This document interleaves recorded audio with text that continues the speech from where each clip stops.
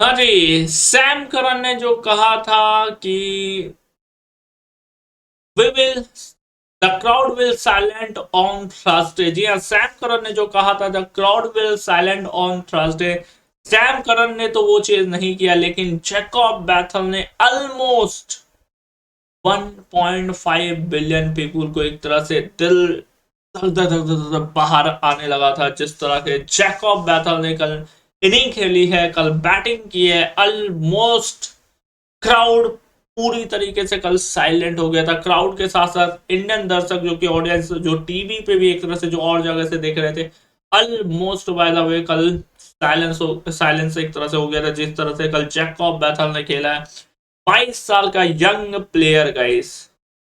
जी हाँ, 22 साल का इंग्लैंड का यंग प्लेयर, जहां पे जॉस बटलर बड़े मैच में रन नहीं आए कल।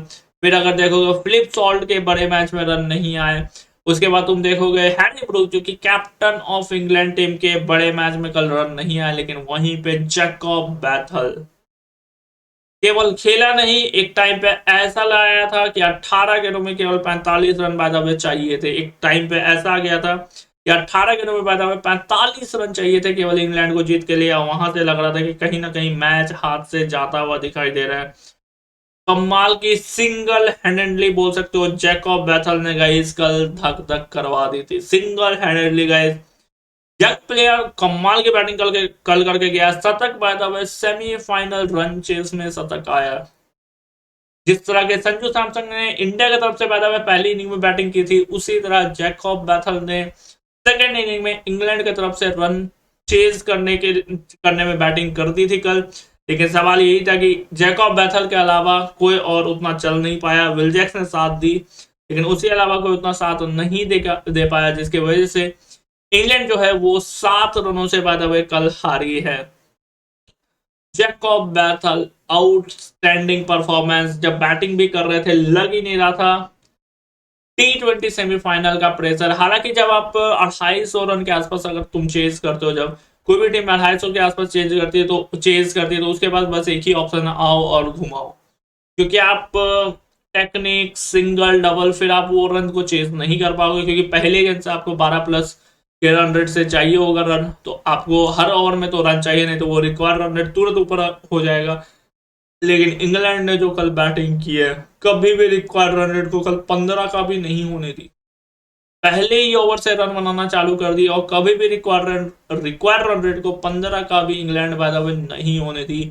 और जिसके सबसे बड़े कारण थे जैकब बैथल, क्योंकि आते के साथ वरुण चक्रवर्ती को अटैक कर दिया था। पहले बुमराह को एक छक्का जैकब बैथल ने लगाया, उसके बाद वरुण चक्रवर्ती को हैट्रिक ऑफ सिक्सेस लगा दी थी। और कुछ 6 7 गेंदों में 4 छक्के जैकब बैथल ने लगा दिए थे। और उसके बाद से जो मोमेंटम कहीं ना कहीं जैकब बैथल को मिला, वो पीछे मुड़ के देखे ही नहीं। 48 गेंदों में 105 रन, 7 छक्के, 8 चौके, 218 का स्ट्राइक रेट बांधा हुए। और ये T20 वर्ल्ड कप सेमीफाइनल था।